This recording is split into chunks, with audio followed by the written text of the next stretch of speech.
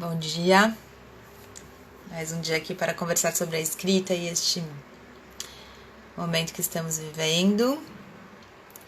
Hoje a gente vai conversar com o poeta Marcelo Ariel sobre o uso expandido da poesia, digamos assim, né? Ele usa a poesia como um instrumento de, digamos, performático, como instrumento de luta social, como um instrumento para apresentações, extra papel. Poesia também como um instrumento para performance, enfim. Estamos esperando ele. Deve estar vindo. Vamos ver se eu falo com ele aqui. Ó, o Marcelo tá aí. Vou pedir para entrar. Vamos colocá-lo.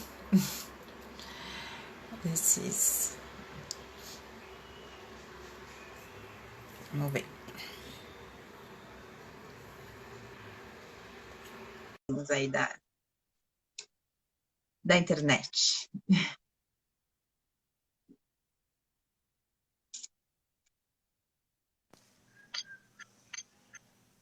Olá! Agora foi. Agora foi. Bom dia. Tudo Peraí, deixa bom, eu passar. Marcelo? Como é que estamos? Bom dia para todos aí. Marcelo nos deu a honra de acordar mais cedo, porque ele gosta de trabalhar na madrugada, né? Ah, é bom, né? O mundo tem que acordar aí, né? Mais Tá, cedo também. tá bem. Tá poética a imagem, porque ela tá assim, ó. Tá Tá mesmo. performática. Peraí. Deixa eu virar para cá. Tá melhor? E agora? É engraçado, tá assim. Mas tudo bem, vamos lá. Sério? O que importa é que eu tô te ouvindo bem. O que que Marcelo, melhora aí? É a não, conexão. a imagem tá boa, só que ela fica assim, meio, tá uma performance, tá como você gosta. Mas o Tá som me tá ouvindo bom. bem, todo mundo? Tá me Oi? ouvindo bem, né? Tá Tô me te ouvindo ouvindo bem. bem? Tô. Eu ouvi É, muita gente, né? oi? Fazer assim. Parece que corta um pouquinho, tá inteirinho aí? Deixa eu ver minha mão aqui. Tá, só que ele tá meio assim, ó. Mas a gente vai nessa mesmo. Pelo menos a gente tá te vendo e tá te ouvindo. Ao vivo é assim. Tá bom. É com Vamos emoção. fazer uma coisa performática. Isso, é performático. Eu queria falar com você exatamente sobre isso, né? Quer dizer, eu acho que tem um diferencial, muitos diferenciais do seu trabalho, mas enfim, vamos falando por partes. Um deles é que você usa a poesia para além do papel, né, Marcelo? Você faz apresentações com a poesia como ferramenta também de luta política, social. Eu queria que você falasse um pouco dessa utilização da poesia que você faz extra papel, digamos, né? Olha, a poesia não é um sistema literário, né? É um sistema de vida. E no meu caso, eu acho que em vários casos o sistema literário é muito pouco, entendeu? O ideal seria que as pessoas vivessem a vida como se fosse um poema, né? E isso envolve a política também. Estamos bem longe disso, claro, né? Mas o corpo, a gente escreve poema com o corpo, né? Então o nosso corpo é um instrumento que a gente usa para escrever um poema, na verdade. E digamos que a gente tem que sair um pouco das categorias, entendeu? E expandir o que seria a comunicação poética, vamos dizer assim, para outras áreas, principalmente para a social. Né? Uhum. O Paulo Leminski dizia que o ideal seria que tudo que a gente falasse, fizesse, fosse um poema. Né? Mas, na verdade, a poesia fora das palavras é muito mais extensa, muito mais presente do que a poesia na palavra, na linguagem. Né? Esse aqui é meu último livro, até mostrar para vocês aqui. Que A lindo. poesia aqui, ela tem que ser acesa, né? Você tem que abrir o livro e fazer ela se expandir. Na vida acontece o contrário, ela não para de acontecer na vida, entendeu? Tudo tem uma dimensão poética, mesmo as coisas mais terríveis, né? Mesmo uma tragédia tem uma dimensão poética. Tem alguma dobra, né? Dentro de uma tragédia, por exemplo, dessa que está acontecendo conosco, em que a natureza está dizendo alguma coisa para a gente. Tem uma espécie de poema, até dentro do genocídio, vamos dizer assim, porque tudo isso serve para acordar a humanidade, compreende? É como se a gente estivesse dormindo, né? E existem poemas terríveis, né? Poemas, vamos dizer assim, fora da palavra, que têm efeitos assim, Um ciclone, por exemplo, para mim, é um poema também. Um tsunami, entendeu? O vento. A poesia vem da natureza, entendeu? No meu caso, eu acho que não é nenhum poeta que escreve poema. Ele reduz o poema ao papel. Porque quem escreve poema é a natureza, é o mundo, né? Todo poema vem da floresta, né? Nós estamos aqui numa floresta encoberta, né? Aqui em São Paulo, né? E rios encobertos, tudo isso aí, de algum modo, vai... Todo esse movimento que a gente faz para, vamos dizer assim, tentar calar a natureza, né? Ou afastar, ou controlar a natureza, que é a verdadeira autora dos poemas, né? Uma hora ela vai, vamos dizer assim, encontrar uma maneira eficaz, né? De nos dizer seu poema aí. Ou de um modo terrível, como agora está acontecendo, né? Mesmo com toda a tristeza que existe, né? A gente não sabe o que é a morte também.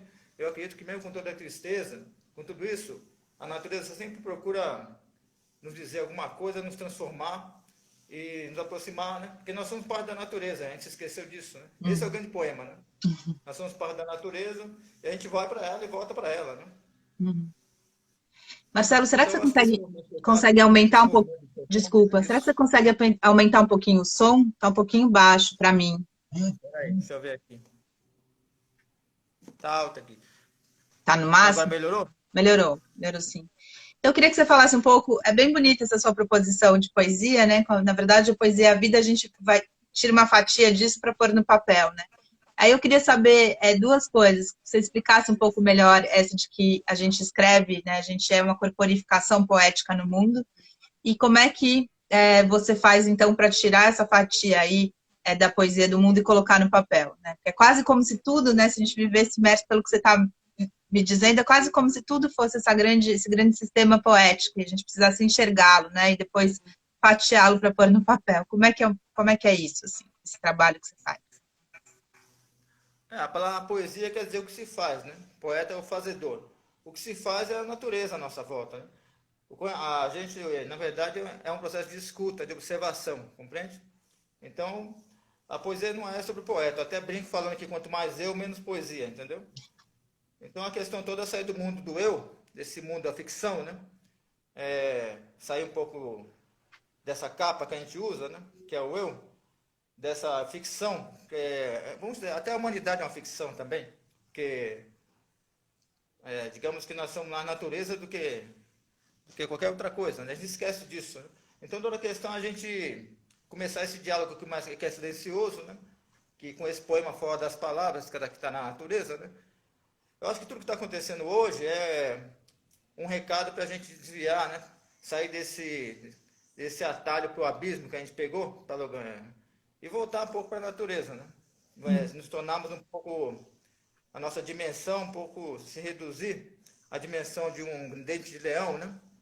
A gente sair um pouco dessa nossa arrogância, né? E se achar o centro de alguma coisa. Nós não somos o centro de nada no mundo, entendeu? Então, na verdade, é uma escuta, né? A gente escreve com o corpo, com a intuição. Essa escuta do mundo é que o resultado dela assim, essa vibração mais sutil dela, né? Mais fina, vamos dizer assim, é o poema. Não é o poeta. Então, eu acredito que há mais poemas no mundo do que poetas, né? Então, eu até brinco dizendo que é como se fosse poema contra o poeta, entendeu? Então, o processo é esse. Eu tento traduzir, vamos dizer assim, de modo muito precário com a língua, porque a língua é uma tradução precária das coisas. Acho que a língua não condiz, não tem nenhuma relação com a realidade, compreende? Ela, no máximo, um mapinha mal feito. Aí a gente tenta escutar as coisas e colocar no poema. Aí se vou ter uma camada social e política, tem. Porque a vida não aconteceu ainda, né? Tanto a sociedade quanto o regime político, os sistemas políticos não conseguiram ainda fazer a vida viver na sua plenitude, né? Coisa que sem querer romantizar nenhuma, mas a vida mais simples, das comunidades, ela começa a acontecer. Há indícios de que a vida começa a acontecer nas comunidades. Talvez, eu vou repetir, esse movimento todo que está acontecendo, né, da natureza, querendo dizer alguma coisa, com a partícula invisível dela, né? Talvez seja isso, para a gente cada um de nós, com essa aproximação da morte na nossa esfera íntima, né? Não mais como ideia, mas como natureza, como fato, é para cada um de nós se perceber uma comunidade. Quer dizer, perceber que em nós há uma abertura para uma comunidade, que nós agora temos que receber a comunidade, que a solidão é isso, né? A solidão é uma espécie de abertura projetiva, né? Que as coisas vão entrando dentro dela, né? As coisas vão entrando em você. Na medida que você vai percebendo que você não está tão só assim, né? Você vai sendo habitado e visitado, né? Por várias memórias, né? Por sensações do fora, né? Do que estão de lá, do lado de fora. Isso aí é para perceber que você também é uma comunidade. Nós existimos como humanidade apenas como comunidade. Eu nem gosto nem da palavra indivíduo, né? Porque não é um só. Nós somos vários, né? Esse vários, ele se manifesta pelo poema. Então, quando eu começo a escutar a natureza, eu percebo que eu sou mais de um. Eu também sou árvore também, compreende? E a pessoa dormindo na calçada sou eu também, e assim por diante. Porque tudo é natureza, né? A gente faz uma espécie de imanência, né? Que não é uma projeção, né? Projetar o meu eu naquela coisa lá. Seja qual for a coisa viva, né? É o contrário. É abrir o eu. Para mim, o eu é uma porta que se abre para fora, né? Para que alguma coisa viva, entendeu? Entre em mim. Eu não sei se a vida, como micronatureza, acontece dentro da pessoa. Agora, a grande vida exige uma abertura. Que agora nós nos fechamos para perceber onde é que está essa grande vida aí. Porque ela não estava acontecendo lá fora. A gente estava indo para um caminho que ia levar num abismo e talvez na extinção da humanidade, né? Aliás, a questão toda agora é essa, né? A gente vai realmente escolher a extinção ou vamos finalmente fundar a humanidade? Vai começar a humanidade para valer. O eu não existe falou que você está ajudando ele a passar aí pela Covid-19. E o Claudinei deu um viva para você aí. O Marcelo é fogo porque dá para a gente ficar quieto ouvindo ele falar por horas, né? Porque tem uma dimensão filosófica, assim, muito, muito intensa, muito profunda em tudo que você fala, nessa questão com a poesia. É muito bonito isso. E faz a gente pensar em cada coisa que você.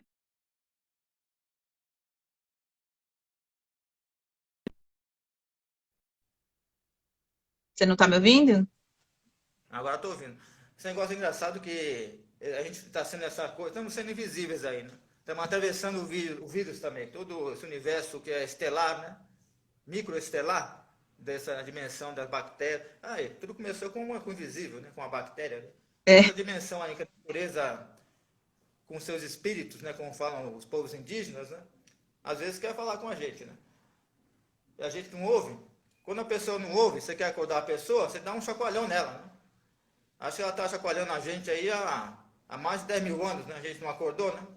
Vamos ver, agora está dando um cutucada forte aí.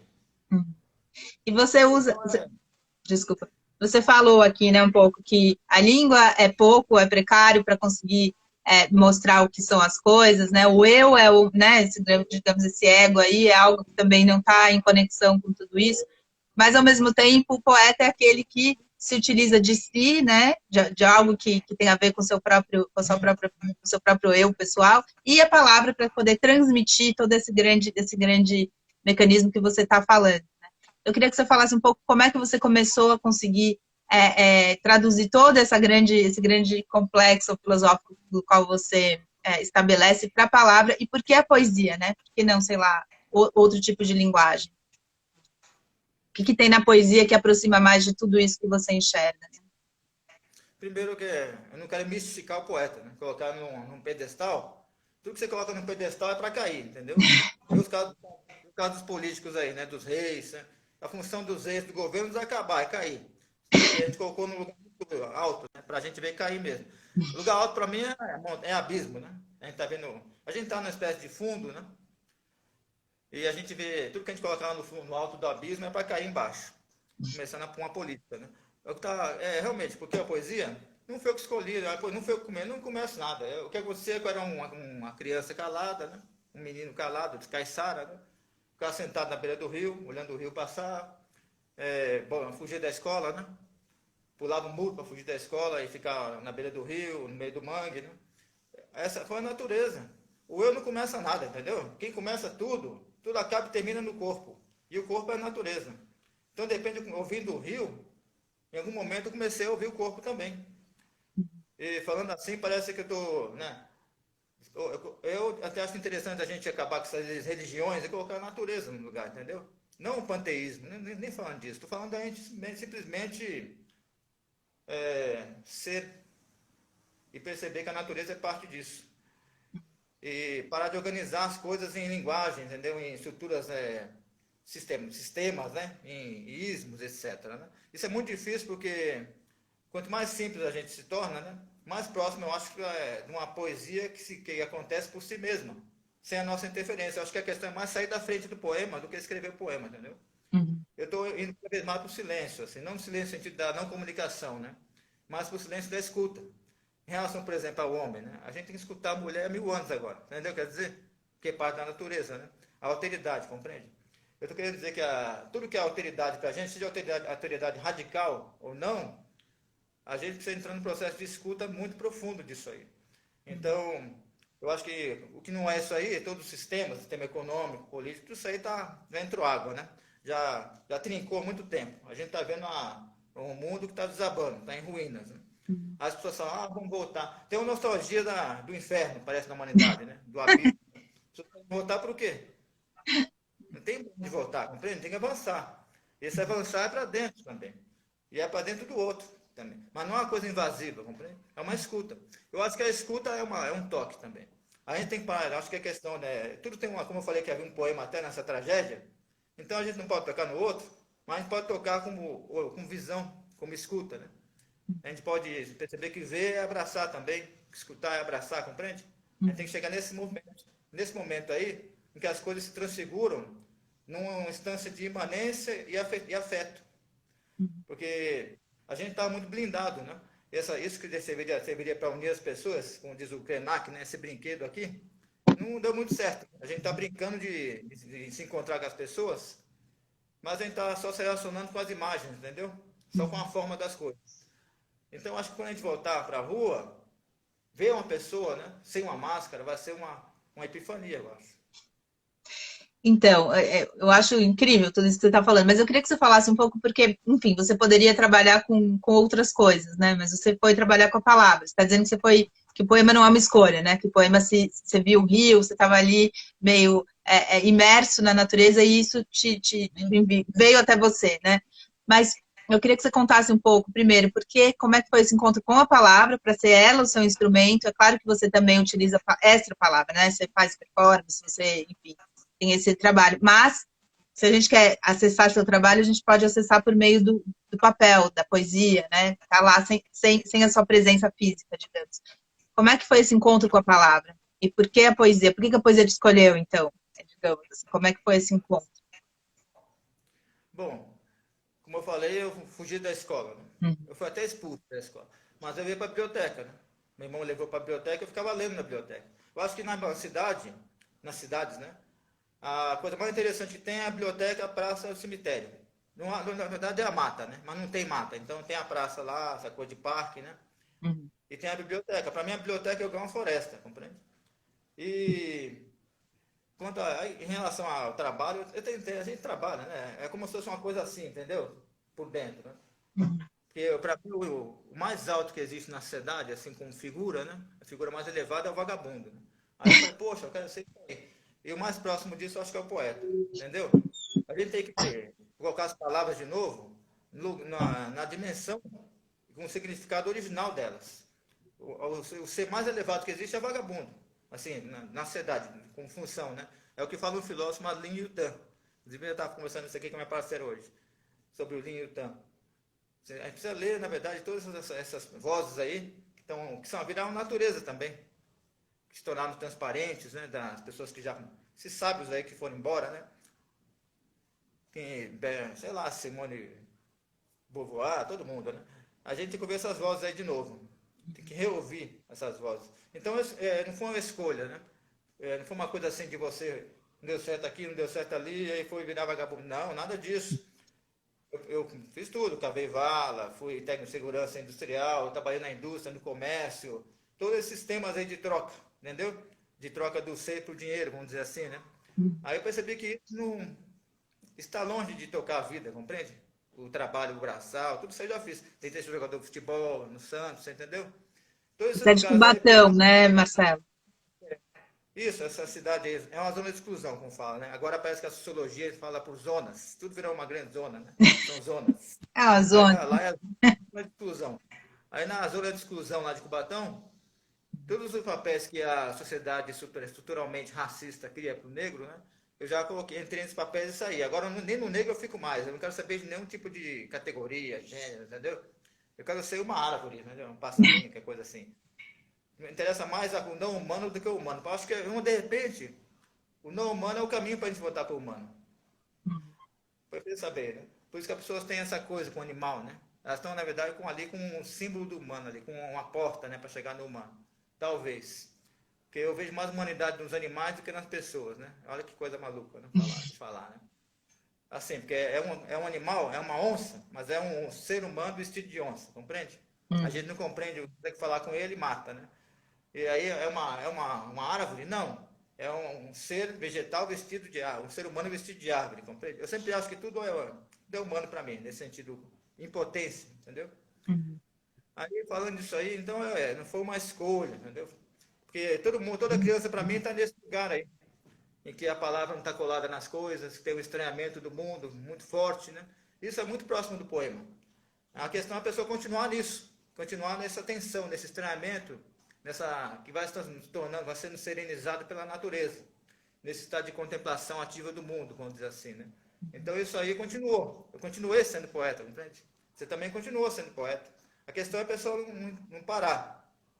Porque a maioria para e pega um atalho, né? Vamos dizer assim, o Maracanã inteiro vai te falar assim, não é por aí, todos os bolsominions da vida, etc, né? Essa multidão toda, né, de pessoas dormindo, as pessoas falam dormindo, gritam dormindo, ficam gritando dormindo aí, mito, essas coisas, entendeu? Ô Lula lá, quer dizer, são só slogans, você tá entendendo? Então eu não quero ser direcionado por slogan nenhum, eu quero saber da escuta da natureza, desse caminho assim, do atalho para o silêncio, entendeu? Para a ruptura com essa sociedade que está aí. Né? Claro que você não consegue romper. Você vira um personagem de Dostoiévski com a conta no banco, como falou o Sr. Han, né? Vira uma coisa meio... Você vira você mesmo sem um pouco distópico, paradoxal. Mas é um paradoxal em que boa parte do seu ser, a parte que observa, e boa parte da parte que age, que nós somos divididos, infelizmente, vai se direcionar no sentido, na contramão do que está aí. Então, eu escolhi isso. Mas eu tenho vontade de voltar a jogar futebol. Oi? Eu tenho vontade de voltar a jogar futebol e tal. Toda a questão do lúdico me interessa muito. No mundo do trabalho só interessa o lúdico para mim. O lúdico, né? E a gratuidade de tudo, né? Então, eu vou fazer um discurso político assim. Eu continuei sendo poeta, né? Porque dentro da poesia, a poesia no mundo acontece com uma espécie de gratuidade, como o oxigênio. O oxigênio a natureza nos dá de graça. Agora ela está tirando, né? Ela está falando assim, vocês não estão entendendo que vocês têm que fazer disso um sistema, que o sistema do oxigênio ou da fotossíntese é um sistema político, que tudo tem que sair de graça, pô. É preciso defender a gratuidade de tudo, porque isso é o sistema da natureza. Ela não cobra nada da gente, compreende? A água é um bem público, compreende? Dinheiro deveria ser como a água, já que a gente inventou essa bobagem de dinheiro, essa abstração idiota. Então, deveria ser como a água. Então, a questão toda é essa aí. O que me interessa é sempre me aproximar de uma fala de ruptura, que no fundo vai só ressignificar o silêncio. No fundo do poema também, de novo. O poema como essa palavra que, na verdade, almeja ou traz para a gente uma possibilidade de silêncio, né? É um pouco isso que você está falando. Não a poesia como algo que vai ficar falando, mas talvez como uma possibilidade das únicas da gente encontrar de novo o silêncio, é isso? No meio de tanta fala? Encontrar o silêncio aí, que é uma coisa inventada por nós, né? Que na verdade são vozes das coisas, são vozes muito baixas das coisas, né? O sussurro das coisas, né? Você escuta aí. A gente chama de silêncio porque está tão longe da gente que a gente inventou a palavra silêncio para dizer o que é isso aí. Então é uma escuta, compreende? É muito difícil. A gente mal escuta a nossa própria mão. A mão tem um pensamento, né? Eu estava dizendo até numa aula de hoje, eu estou dando uns cursos de poesia aí, tentando ensinar o que eu não sei. Ninguém sabe. É sério, a gente só sabe uma coisa na medida que a gente fica vazio dela, né? E passa para frente. Então, eu acho que é um processo de autopoética, vamos dizer assim. Então, eu não sei a poesia. Enquanto eu escrevo, ela vai me ensinar, eu vou aprendendo enquanto estou fazendo, compreende? Eu acho que a vida é assim também. Por isso que eu digo que a vida e a poesia são próximas. Ninguém sabe viver realmente. A gente vai vivendo, vai, vamos dizer assim, não no sentido de ensino, escola, essas coisas da memória, né? Uhum. Eu estou falando, a gente vai apreendendo. A gente vai retendo algumas cintilações da vida, né? Algumas pulsações da vida, a gente vai retendo dentro de nós. E não é com memória não que eu estou falando. É como sensação mesmo. Algo muito mais vivo do que essa fenomenologia fraca aí que a gente tem, que é dizer assim, eu existo. Descartes estava fora. Entendeu? Uhum. A questão é eu sinto. Eu ouço, sinto, vejo. Aí depois, vejo, aí sai do eu. Aí fica só vê-se, é visto. Sente, é sentido. Uhum. Entendeu? Uhum. Tira essa dimensão aí do fechamento.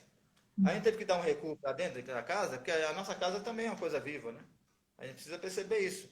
É, se a gente não conseguir trazer agora a natureza para dentro de casa, o lado de fora, nem que fosse como símbolo para dentro, porque todas as experiências da vida acontecem aqui dentro, de um lugar pequeno, num quarto, né, de uma sala, né? Tudo acontece num espaço fechado, pô. Uhum. A gente tem que aprender ainda a sentir, né? A viver as grandes experiências da vida no aberto. São todas no fechamento, compreende? Todas no menor, na esfera tal dimensão da íntima, na esfera íntima, né? Como se a gente nem tivesse saído do útero ainda, compreende? A gente está ainda no útero simbólico ainda, não nasceu, né?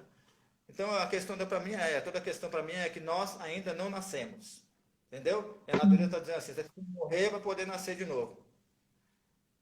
Você não tem essa convivência com a morte na esfera íntima, que a Uhum. gente estava vivendo aí de uma maneira totalmente absurda, né? Como se a gente fosse máquina, né? Ciborgues, que não fossem morrer nunca, né? Assim, Mas eu raramente penso na morte, né? Acho que é importante pensar na morte também como parte desse poema aí que eu estou falando.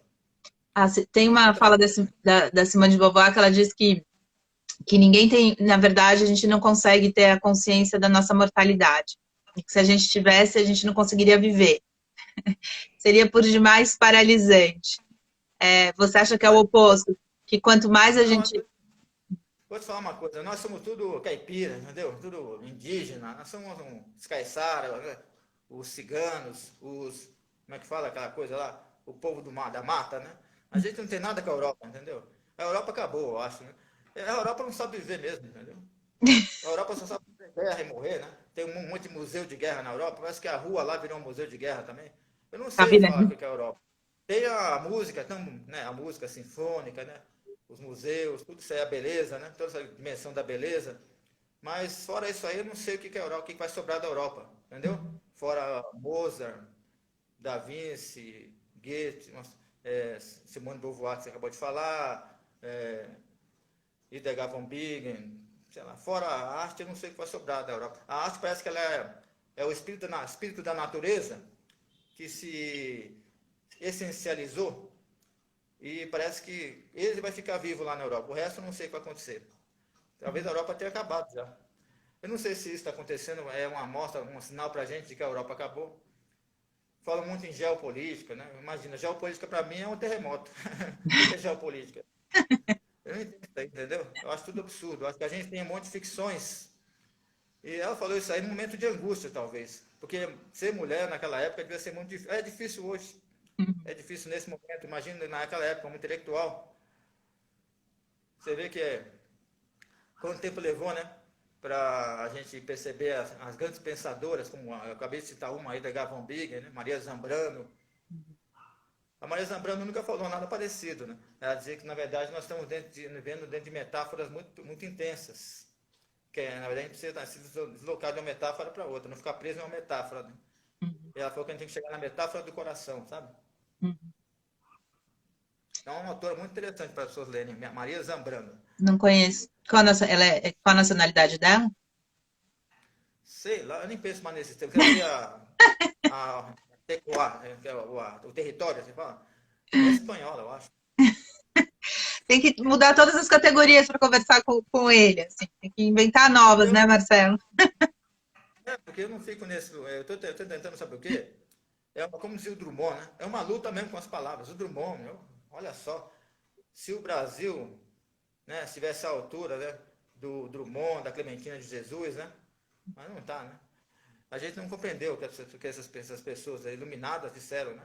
Esses pajés, foram pajés do Brasil. Então, Você aqui, imagina quando a Clementina cantou: Não vadeia, Clementina, fui feita para vadiar. Você foi feito para vadiar, você que está aí. Agora você não pode mais vadiar, compreende? Quando você voltar para a rua, compreenda isso. Vadiar. Nós somos vagabundos. vagabundos iluminados, como diziam os Beats, né? Ah, sim. O Kerouac, né?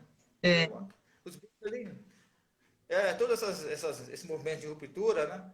A gente precisa voltar para eles, eu acho, né? Precisa voltar, porque parece que acabou, né? Eu acho que nem começou. O impressionismo, o surrealismo, os Beatles, então a gente tem que voltar para isso. Vamos continuar esses movimentos aí. Nada de festinha, chega de festinha, vamos celebrar a solidão. Como é que falou o Renato Russo, né? Ele falou assim, celebrar, né? Uma música assim, uma perfeição, eu acho muito bonita, né? Vamos celebrar. Em Tupi-Guarani, Jahanandê Anoboiá. Vamos nos maravilhar. Compreende? Inclusive com a nossa. O Renato Russo chega a colocar assim, com a estupidez. Né? Celebrar nesse caso aí não é fazer festinha.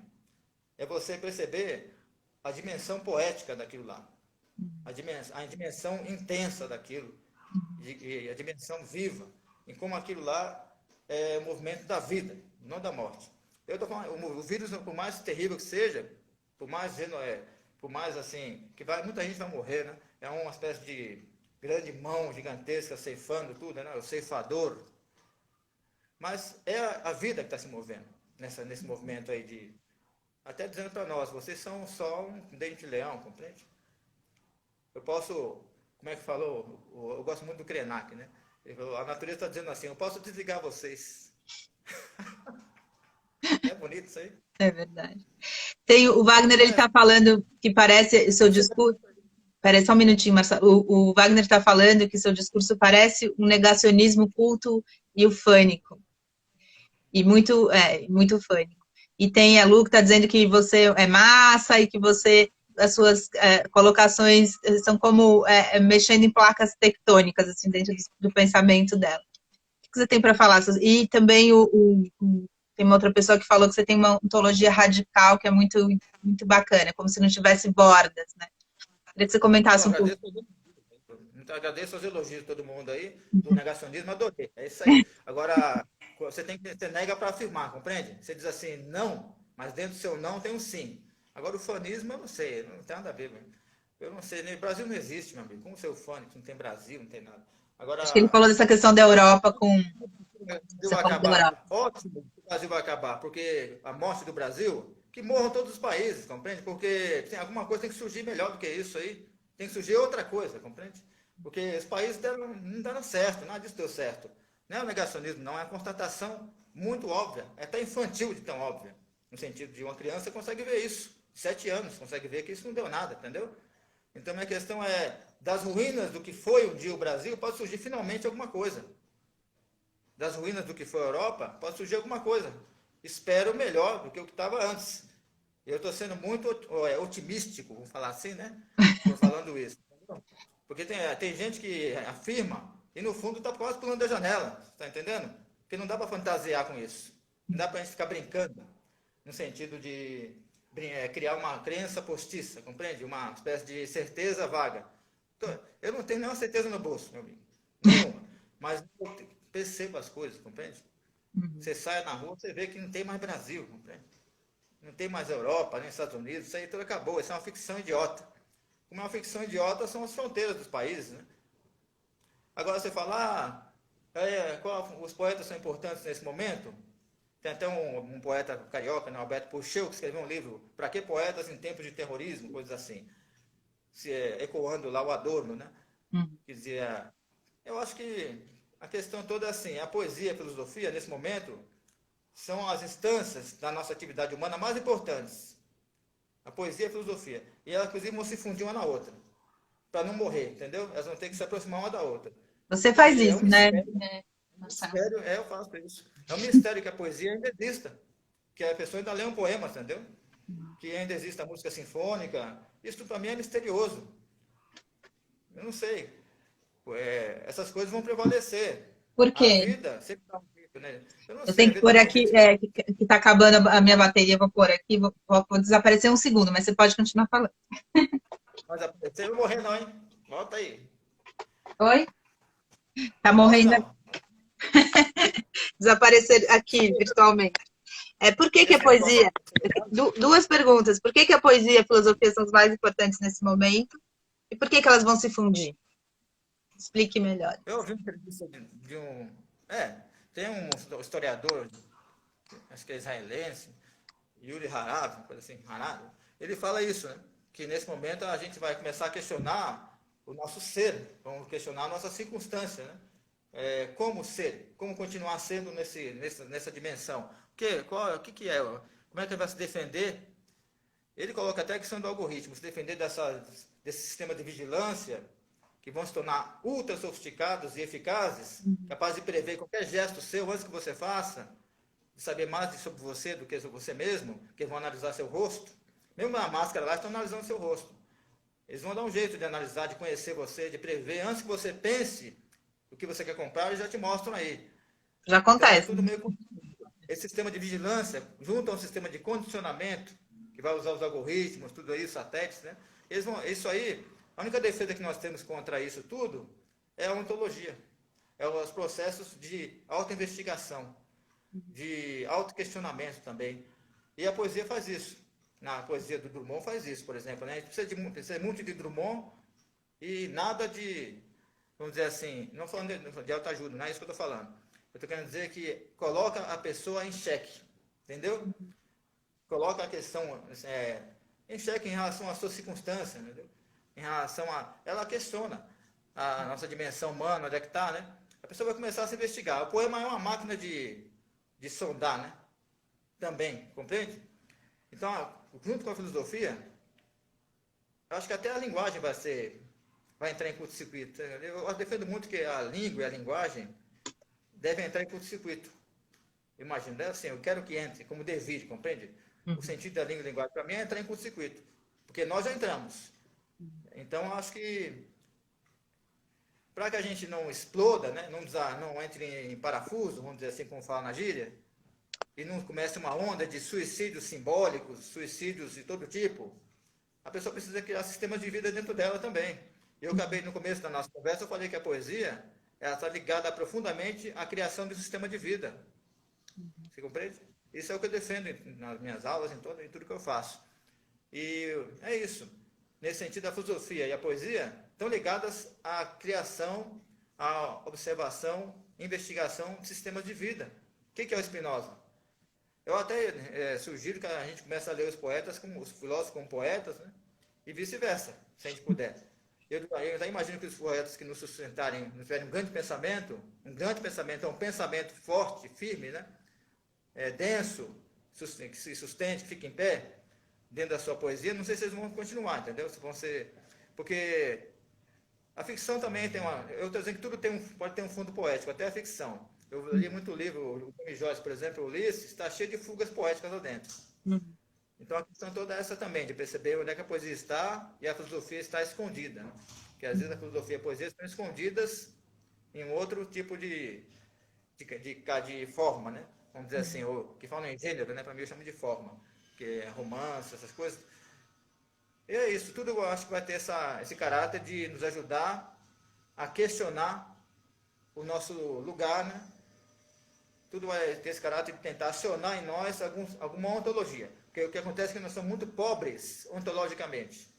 Ontologicamente nós estamos todos aí dormindo na calçada, compreende? Então nós precisamos ter algum tipo de riqueza ontológica que venha dessa situação aí que nós estamos vivendo. Aí Explica nesse caso só. a poesia vai ser importante. Para você, os termos são muito óbvios, né? Mas explica um pouquinho essa palavra que você usa bastante, que tem até no seu arroba, né? Tem essa, que é ontologia. O que é esse que você fala sempre, que para você, acho que talvez seja das questões mais importantes, né, do ser humano. E como é que você explica essa ontologia, esse termo? Mesmo não se explica, né? A ontologia da filosofia se debruçou sobre o ser. Isso desde o começo dela. O conhece a ti mesmo. A ontologia são dobras, movimentos para fora, né? Movimentos de estudo de como a gente vai realizar esse conhece-te, entendeu? Porque esse conhece-te aí está todo voltado para o outro, para fora. Seja a natureza, né? Esse outro, seja você mesmo esse outro, né? Entendeu? Seja você mesmo esse outro, essa outra, né? Porque a ontologia é isso. Vamos chamar assim de estudo do ser. A gente está fazendo o quê aqui? Estamos estudando o ser. Como ser, como continuar sendo. A questão não é nem como continuar vivendo, porque saber viver num sistema que não tem, num sistema que não vive, um sistema que opacia a vida, que afasta a vida de si, que quer controlar a natureza, um sistema que gerou vários processos de autoextinção, que se autossabotou ao extremo, a ponto de hoje ter o risco de desaparecer, de se autodestruir. Isso não é um sistema de vida, entende? Não tem ontologia nisso. É óbvio para mim que um político violento, racista, etc., né, como esse que está aí, não tem nenhuma ontologia nele, nenhum ser, ele não é, você está entendendo? O que não é, não deixa ser também, você compreende? Porque não tem abertura, não tem fora, não tem Você está natureza, não falando tem nada. que viver não é ser, né, Marcelo? E que são coisas diferentes. Viver e ser são coisas diferentes. Que a gente às vezes dá isso como dado, né? Quem vive é, o que você está dizendo é que a palavra também, e a palavra poética, a palavra filosófica, ajuda a gente a ser para além de viver. É um pouco isso? A pessoa tem que procurar, né? Tem que se informe, né? Tem que se informar, tá vendo? E depois sair um pouco da dimensão da informação para a dimensão do conhecimento. Porque vamos ler os livros, pô. Estamos aí com um tempo pra caramba aí, não é o tempo cronológico do relógio, não. Falando o tempo assim, o tempo, né? Elíptico, o tempo que se arrasta, no qual os nossos movimentos ficam lentos, né? O dia ou passa muito rápido, ou passa devagar. Esse tempo que nós estamos vivendo agora se chama tempo de estudo do ser, para mim. De confrontação com o ser, com a solidão, compreende? Agora, tem consistência na sua solidão? Você entendeu? Ela é uma solistência. Então, vamos ler os livros. Tem aí Platão, Sartre, Drummond. É hora de ler. Falei da Maria Zambrano, Simone Weil, tem um monte de gente. Você falou da Simone de Beauvoir. É hora da gente ler os livros que colocam, que questionam. É hora de aprender a pensar, compreende? A gente está vendo que a humanidade, pensar é uma coisa raríssima na humanidade. A gente nem sabe o que é pensar, mas eu não consigo conceber o ser sem o poético e a dimensão do pensamento. E essas duas coisas estão juntas. O poema ele tem uma função também de mudar a nossa forma de pensar para poder, de algum modo, mudar a nossa forma de ver e de viver. Por que na palavra viver tem a palavra ver? A língua portuguesa, ela mesma é um sistema de pensamento. Como é que ela foi criada, né? Monges, maçons, né? Tem vários, assim, tem todo um histórico da língua portuguesa, né? De onde ela veio, ela agrega, ela tem toda uma espécie de ecossistema dentro dela, em que o outro entra dentro da língua. Nossa língua, ela tem um sistema de pensamento, ela tem algo a nos dizer também, se a gente estudar a língua portuguesa. O Fernando Pessoa, até a morte dele, ele ficou pesquisando e o Nietzsche também. Esses dois são importantíssimos, Fernando Pessoa e Nietzsche. Pesquisando as palavras, a origem delas e o que elas significam. Aí fico pensando, por que em viver existe ver? Ver, o que nós precisamos ver? Essa é a minha questão, né? E por que a gente estava cego? A gente não entendeu? Tem vir e tem ver. Como assim, você entendeu? Como ideias dentro da palavra viver. Tem um vir, talvez seja nascer, né? Chegar no mundo. Que talvez a gente não está no mundo, né? A gente pensa que está no mundo, mas está longe. Está numa imagem mental, né? Talvez. E a gente foi condicionado para não ser, compreende? Condicionado para... Você entendeu? Sim. É como se houvessem duas linhas retas, uma para o cemitério e outra para, sei lá, para o trabalho, né? Entendeu? Para o banco, sei lá para onde é. E outra para a cama, para dormir, né? Isso aí, a gente tem que sair dessas linhas retas, compreende? E entrar num grande emaranhado, caótico, louco, né?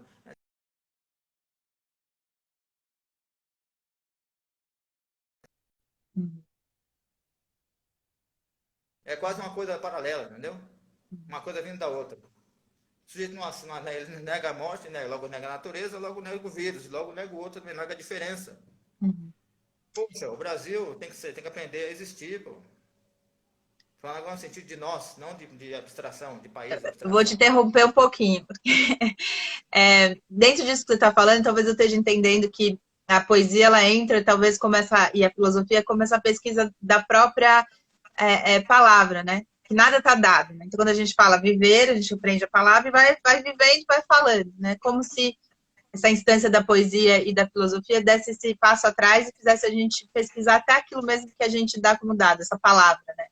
Essa instância primeira, né? Que a gente acha que é a nossa forma de se comunicar, né? Então, é como se essa sua pesquisa se desse em todas as instâncias, né? E a palavra fosse uma potente também, né? Lugar de reconexão e de repensar, né? O que está dado. É um pouco isso? Aqui, ó, aqui tem 35 anos de pergunta. De pergunta, como viver? O que é viver? 35 anos. O resultado, escutar a natureza, entendeu? Aqui, ó. Só Se fala o que você é, porque como conseguir... está muito tremida a imagem, não deu para ver. Você pode falar o título? Ou o silêncio? Poesia reunida, né? Não é propaganda não, gente. É para dizer que isso aqui, né, chegou a algum lugar. Assim, no sentido de cavar, né? Fui cavando, batendo na pedra até chegar nisso aqui. Isso aqui, ó, ou Silêncio Contínuo, Poesia Reunida, né? De 2007 a 2019. Saiu pela editora Cotter. Entendeu? Posso até passar depois o link. Se for no meu Instagram, tem lá na tal de. Como é que pode botar bio, né? Numa página virtual. Bio é vida, né? Olha que coisa louca. Tá na minha bio, lá no Instagram. Ou Silêncio Contínuo, Poesia Reunida. Aqui tem uma foto na capa do livro, que são crianças empinando pipa. Você dá para ver aí? Dá. No, Dá para ver a na praia. beira, é, lá na Amazonas, na beira do Rio Negro. Achei que era As uma crianças praia. estão penando pipa, tá vendo? Essa vida aqui, ó, essa vida aqui que eu quero que volte. Essa vida que eu acho que a gente precisa viver, sabe? Essa aqui, ó. Essa vida, vamos dizer assim, é, estruturalmente simples, comunitária. Você compreende? A defesa que eu faço é essa, da comunidade. A distância entre uma aldeia, uma tecoa e uma favela é muito pequena. Não no sentido da aldeia virar favela, ao contrário. Da favela perceber como funciona uma aldeia. Você compreende? A relação entre o massacre das favelas e o massacre do Xingu é lógica, é um projeto. Compreende? E agora chegou até você. Mas aí chegou até você como? A natureza criou uma metáfora poderosa. Que é quando a natureza escreve alguma coisa, ou diz alguma coisa, essa coisa é um poema, ela se faz, compreende? Ela acontece. A natureza, ela funciona com um sistema de vida e de aconteceres. Ela acontece, o que a natureza pensa, acontece. O que a gente pensa fica na dimensão aí de um dia, quem sabe, né? Sobre a vida, eu estou falando. Então é isso, né? A natureza olha para nós, o que nós fazemos? Nos matamos uns aos outros, né? A diferença é considerada um problema, né? Um defeito, sei lá o quê, a gente não aceita, né? Aliás, é engraçado isso, né? É muito difícil aceitar a diferença, né? A alteridade, né? Por isso que é legal. A poesia é um tipo de, na língua portuguesa, nas línguas, a poesia é a alteridade, compreende? Ela é a diferença da língua. Que pega a língua lá e dobra a língua, né? Tenta fazer com ela uma diferença, uma alteridade. Um curto-circuito, vamos dizer assim. Eu quero dizer o quê? Talvez o que está acontecendo seja isso. Uma grande metáfora. Que a gente precisa aprender a ler. Compreende? Você não gosta de morte? Não criar um sistema de morte? Morte é isso aqui. Então, tudo bem, eu vou mostrar para vocês o que é a morte. Quer dizer, a natureza, para ela, a gente chama de morte, para a natureza pode ser só um abraço, compreende? Pode ser só, volta ainda de novo, ao grande pensador da atualidade, né? Que é o Eitan Krenak, Davi Copenau, né? Poetas, para mim, pensadores, que falou, a natureza está tirando a mamadeira, né? A expressão que ele usou aí. Vamos ler o Krenak, gente. Vamos ler o Copenau. Vamos ler a Sônia Guajajara, né? Vamos ouvir essas pessoas que vivem um sistema de vida muito próximo da natureza. Ele precisa aprender isso aí. Mas não é só essas pessoas. Tem também os caipiras, né? Cadê o caipira, né? Isso aí foi todo destruído pelo coaching, né? Pela essa coisa monstruosa, né? Do capitalismo, que fala. É que Eu fala. quero saber se, quando acabar isso tudo aí, se as pessoas vão...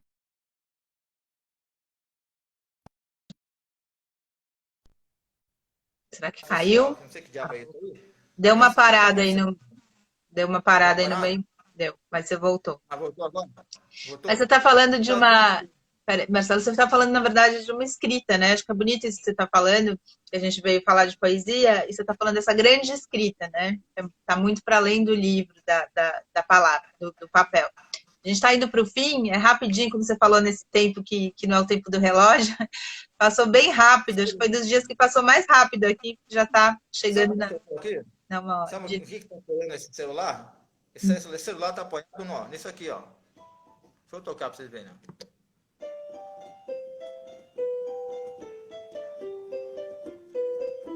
É um piano que está sustentando, um teclado, entendeu?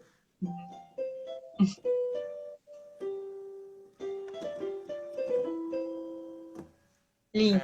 É isso aí. Você, Estamos acabando. só para a gente ir terminando, você está falando dessa grande escrita, né? Mas você usou essa palavra, escrita, que tem a ver também com essa escrita, digamos, do papel, e essa escrita que você está falando, que é muito mais ampla, né? Queria que você terminasse aqui nossa conversa juntando um pouco essa ideia dessa grande escrita, junto com essa escrita mesmo que você faz aí na sua poesia. Eu tenho uma reverência muito grande aos ancestrais, né? Aos povos antigos. Né? Tem uma linha atrás da gente, empurrando a gente para a vida, uma linha de mortos, compreende? De ancestrais. Todos eles são... tem uma coisa que eu escrevi, um poema que é: os mortos são as estrelas dos vivos. Aí eu inverti, compreende? Aí eu falei, não, tem uma coisa errada nessa frase. Aí eu inverti. Os vivos são as estrelas dos mortos. Está entendendo? Nós somos o céu dos mortos. É nesse sentido aí que eu estou falando.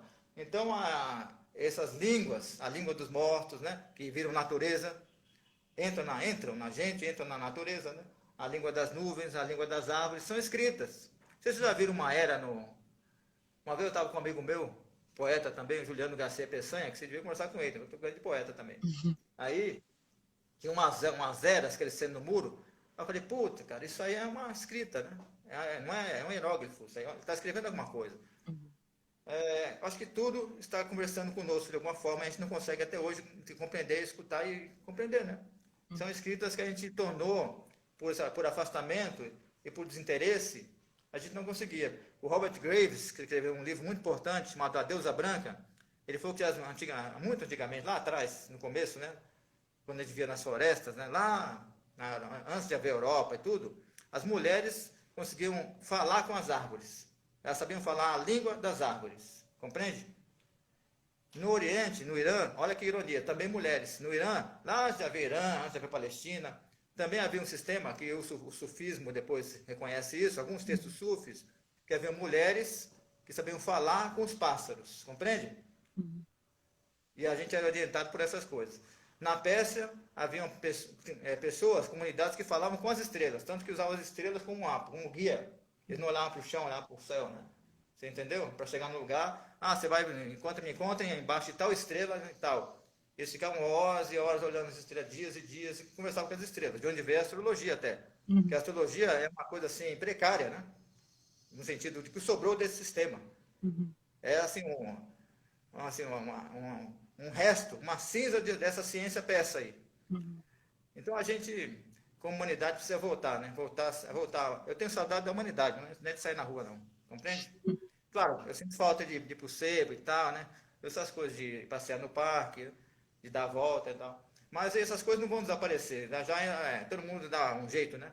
De voltar para a rua. Mas a questão não é voltar para a rua. A questão é a humanidade começar. Você compreende? A minha saudade da Quer humanidade. dizer, não sei se eu compreendo, mas vou pensar muito depois dessa conversa. Não, Marcelo, eu te agradeço. essa nostalgia que a gente está sentindo não é de voltar para a rua. No fundo, para mim, é uma nostalgia da humanidade. Você entendeu?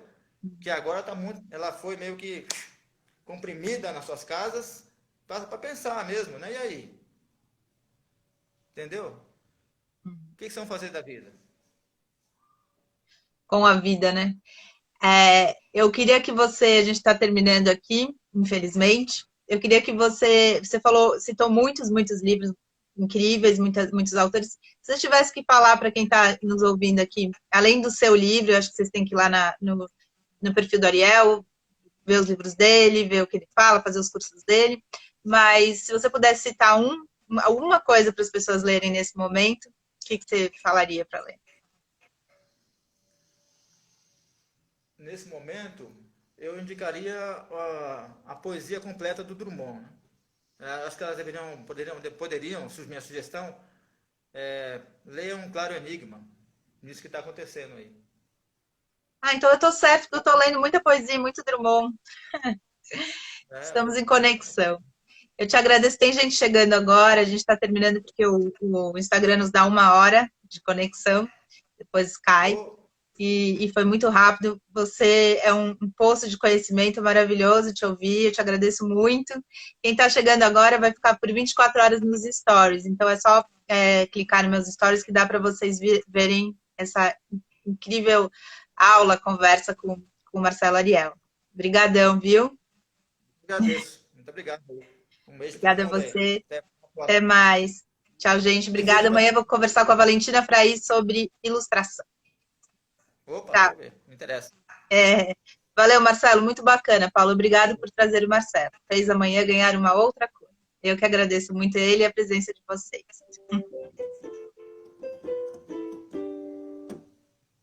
Até mais. Tchau.